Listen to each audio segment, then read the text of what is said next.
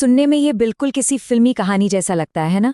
एक तरफ है दुनिया की सबसे बड़ी सुपर पावर अमेरिका और दूसरी तरफ है बर्फ से ढका एक द्वीप ग्रीनलैंड। तो इन दोनों के बीच जो ये असाधारण खींचतान चल रही है उसके पीछे की असली कहानी क्या है, चलिए आज इसी को समझते हैं। तो सवाल ये उठता है, और सवाल बड़ा सीधा लेकिन चौंकाने वाला है।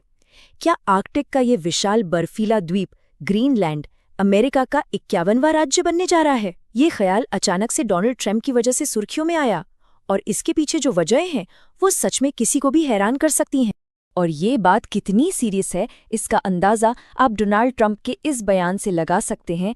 ग्रीनलैंड लेना हमारी मजबूरी है, हम चाहते नहीं हैं लेकिन क्या करें, हम मजबूर हैं। मतलब ये कोई मजाक नहीं था, ये एक बहुत ही गंभीर इरादे का पहला इशारा था।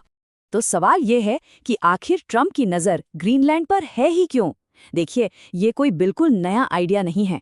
अमेरिका पहले भी ग्रीनलैंड को खरीदने की कोशिश कर चुका है, लेकिन इस बार जिस आक्रामक तरीके से इस बात को सामने रखा गया, उसने नेटो के सहयोगी देशों के बीच भी खलबली मचा दी।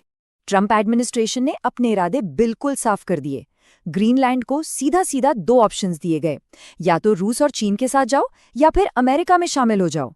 हद तो तब हो गई जब व्हाइट हाउस ने कथित तौर पर एक कार्टून पोस्ट कर दिया जिसमें द्वीप पर एक ट्रम्प टावर बना हुआ था। जरा सोचिए, नेटो के अंदर ही एक सदस्य देश दूसरे सदस्य की जमीन पर नजर गड़ाए हुए था। लेकिन सबसे बड़ा सवाल तो अब भी वही है, आखिर अमेरिका को ग्रीनलैंड चाहिए ही क्यों? जवाब छिपा है एक बहुत ही एम्बिशियस मिलिट्री प्रोजेक्ट में, जिसका नाम है गोल्डन डोम। तो ये गोल्डन डोम है क्या भला? जरा सोचिए, एक ऐसी विशाल मिसाइल डिफेंस शील्ड के बारे में जो अमेरिका के ऊपर एक अदृश्य कवच की तरह हो। इसका मकसद है अमेरिका की तरफ आने वाले हर मिसाइल हमले को, चाहे वो स्पेस से आए या जमीन से, हवा में ही खत्म कर देना। अच्छा, इसको समझने का सबसे बढ़िया तरीका है, इसकी तुलना हम करते हैं इजराइल के मशहूर आयरन डोम से। देखिए, आयरन डोम एक क्षेत्रीय यानी रीजनल सिस्टम है जो छोटे रॉकेटों से बचाता है, लेकिन गोल्डन डोम की सोच ग्लोबल है। इसका एक ही लक्ष्य है, अमेरिका को पूरी तरह से अजेय बनाना। तो फिर इस गोल्डन डोम प्लान में ग्रीनलैंड इतना जरूरी क्यों हो जाता है? वजह है इसकी लोकेशन, इसकी स्ट्रेटेजिक लोकेशन। ये बिल्कुल रूस से अमेरिका आने वाले मिसाइल के रास्ते में पड़ता है। ट्रंप का तर्क ये है कि ग्रीनलैंड एक रक्षात्मक पर्दे की तरह काम करेगा, जो उत्तरी अमेरिका पहुंचने से पहले ही रूसी मिसाइलों को रोक देगा। और हाँ, साथ ही आर्कटिक पर कंट्रोल भी मजबूत होगा। तो अब सवाल ये उठता है कि अमेरिका अपने इस लक्ष्य को हासिल कैसे कर रहा है?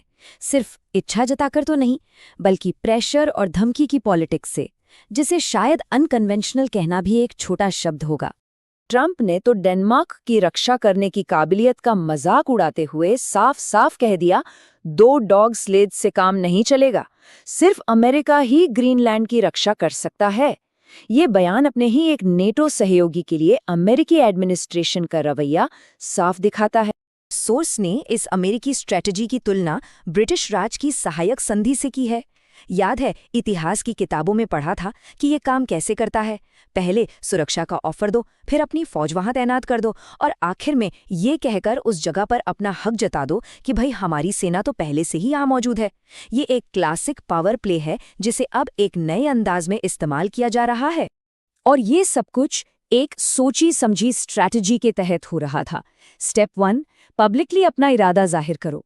स्टेप 2, नेटो पर प्रेशर डालो कि वो डेनमार्क को मनाएं। और स्टेप 3, एक अमेरिकी सीनेटर ने तो ग्रीनलैंड को 51वां राज्य बनाने के लिए बिल तक का प्रस्ताव रख दिया।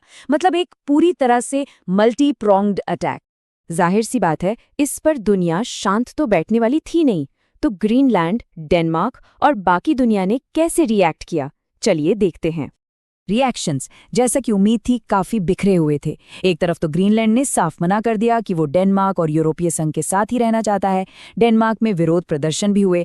लेकिन मजे की बात देखिए, यूरोपीय संघ ने कहा कि ये ग्रीनलैंड और डेनमार्क का आपसी मामला है, और उन्होंने एक तरह से पल्ला झाड़ लिया। और इस सब के बीच में रूस ने भी मौके पर चौका मारा और ग्रीनलैंड को अपनी सुरक्षा में आने का न्योता दे डाला। लेकिन यूरोप की एकता की बात करें तो वो यहाँ पर काफी कमजोर नजर आई। हाँ, फ्रांस, स्वीडन, नॉर्वे जैसे देशों ने मदद तो भेजी, लेकिन हर बार ये जोर देकर कहा कि ये सब डेनमार्क के कहने पर हो रहा है। मतलब ये कोई यूनिफाइड नेटो एक्शन नहीं था, बल्कि एक मजबूरी में उठाया गया कदम लग रहा था, जो डेनमार्क के लिए काफी अपमानजनक भी था। सोर्स का विश्लेषण तो ये भी कहता है कि जब डेनमार्क और ग्रीनलैंड के मंत्री इस बारे में बात करने अमेरिका गए ना, तो उनकी बॉडी लैंग्वेज में ही एक हार का भाव था। ऐसा लग रहा था जैसे उन्हें गंभीरता से लिया ही नहीं जा रहा और वो बस एक फॉर्मेलिटी के लिए आए हैं, जिसका नतीजा तो पहले से ही तय है। तो अब आगे क्या होगा? इस जियोपॉलिटिकल चेस गेम में अगली चाल किसकी होगी? ये कहानी अब सिर्फ एक द्वीप की नहीं रही, बल्कि ये पुराने गठबंधनों और भविष्य में बनने वाले ग्लोबल नियमों की कहानी बन चुकी है। ये हमें एक बहुत बड़ी पिक्चर दिखाती है। सोचिए, पहले क्या था? नेटो एक मजबूत गुट था जो बाहरी खतरों से लड़ता था। आज क्या हो रहा है? नेटो का ही एक मेंबर दूसरे मेंबर की जमीन के लिए उस पर प्रेशर बना रहा है। तो भविष्य कैसा होगा? भविष्य अनिश्चित है, जहां पुराने गठबंधनों की परीक्षा हो रही है और शायद इंटरनेशनल रिलेशन के नियम हमेशा के लिए बदल रहे हैं। और हम इसी सवाल के साथ इस चर्चा को खत्म करते हैं। क्या हम वाकई एक ऐसे दौर में आ गए हैं जहां पुराने गठबंधन, पुरानी दोस्ती कोई मायने नहीं रखती, जहां बस ताकत ही सबसे बड़ा नियम है? ग्रीनलैंड की कहानी सिर्फ एक द्वीप की नहीं है, ये